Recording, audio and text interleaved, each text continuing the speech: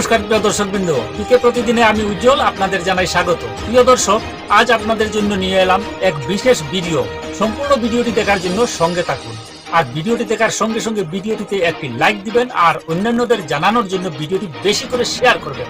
আর এই চ্যানেলে প্রতিদিন নতুন নতুন আপডেট পেতে চ্যানেলটি সাবস্ক্রাইব করবেন প্লিজ। তো আসুন শুরু করা যাক আজকের এই বিশেষ প্রতিবেদন। ই শ্রম কার্ড করলে প্রতি মাসে ৩,০০০ টাকা করে পাবেন। এই কাগজপত্রগুলি থাকলে আবেদন করুন।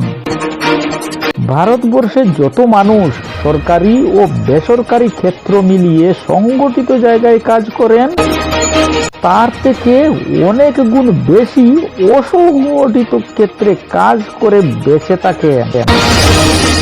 এই অসংগঠিত ক্ষেত্রে যারা কাজ করেন তাদের সাধারণত শ্রমিক বলে আমরা চিনে থাকি। এদেশের ৪০ কোটিরও বেশি মানুষ প্রতিদিন অসংগঠিত ক্ষেত্রে কাজ করে থাকেন। অথচ এই বিপুল সংখ্যক মানুষের আর্থিক নিরাপত্তা বা ভবিষ্যৎ সঞ্চয় বলে কিছুই নেই। কেন্দ্রীয় সরকার সূত্রে খবর, এখন পর্যন্ত দেশের ২০ কোটি মানুষ এই ই শ্রম কার্ডে নাম নথিভুক্ত করেছেন, আর এর মধ্যে ২ কোটি মানুষ এর অন্তর্ভুক্ত পরিষেবাগুলি পেতে শুরু করেছেন। কেন্দ্রীয় শ্রম মন্ত্রকের পক্ষ থেকে বলা হয়েছে, বাকিদেরও খুব দ্রুত পরিষেবার আওতায় নিয়ে আসা হবে। এই বিপুল সংখ্যক মানুষকে স্বস্তি দিতে ভারত সরকার নিয়ে এসেছে ই শ্রম কার্ড। ই শ্রম কার্ডকে কেন এত গুরুত্ব দিচ্ছে কেন্দ্র? Ration card, pan card, voter আইডির সঙ্গে আধার নম্বর লিঙ্ক বাধ্যতামূলক করে কেন্দ্রীয় সরকার বুঝিয়ে দিয়েছে ভারতবাসীর প্রধান পরিচয়পত্র হলো আধার কার্ড। ফলে আধার কার্ড না থাকলে ব্যাংকিং ব্যবস্থা থেকে শুরু করে সন্তানকে স্কুলে ভর্তি, যে কোনো পরীক্ষায় বসা, চাকরি পাওয়া সবকিছুই কঠিন হয়ে গিয়েছে। এদিকে কেন্দ্রীয় সরকার তাদের বিভিন্ন সামাজিক প্রকল্পের সুবিধা, বিশেষত যেগুলি অসংগঠিত ক্ষেত্রের কর্মী ও সমাজের প্রান্তিক মানুষদের জন্য বরাদ্দ করা হয়েছে, তার সুবিধা পৌঁছে দিতে বাধ্যতামূলক করতে চলেছে ই শ্রম কার্ড। এই ই শ্রম কার্ডে আপনার নাম নথিভুক্ত থাকলে তবেই PMAY, PMJAY, PM কিষাণ সহ একাধিক কেন্দ্রীয় সরকারের সামাজিক সুরক্ষা প্রকল্পের সুবিধা পাবেন।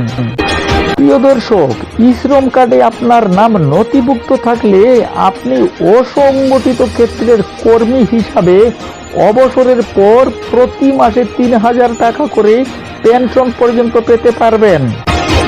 এছাড়াও বিভিন্ন বীমা, আয়ুষ্মান ভারত, কৃষকদের সাহায্য ইত্যাদি পেতে গেলেও ই শ্রম কার্ডে নাম নথিভুক্ত করতে হবে। এর জন্য কেন্দ্রীয় সরকারি ই শ্রম পোর্টাল খুলেছে। প্রিয় দর্শক, ই শ্রম কার্ডের বিশেষ সুবিধাগুলো কি?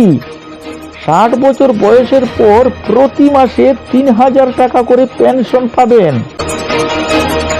কর্মরত অবস্থায় কোনো কারণে পঙ্গু হয়ে গেলে বা অঙ্গহানি হলে ১ লক্ষ টাকা আর্থিক সাহায্য পাবেন, এবং সেই ব্যক্তি যদি মারা যান তাহলে পরিবার ২ লক্ষ টাকা আর্থিক সাহায্য পাবেন।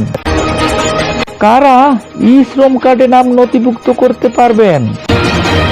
অসংগঠিত ক্ষেত্রে কাজ করলে এবং মাসিক আয়কর সীমার নিচে থাকলে তবেই ই শ্রম কার্ডে নাম নথিভুক্ত করা যাবে।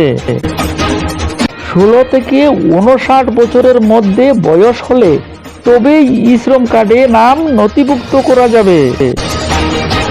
যারা কর্মচারী ভবিষ্যৎ নিধি অর্থাৎ EPF ও ESI সুবিধা পান না, তারা এই প্রকল্পে নাম নথিভুক্ত করতে পারবেন।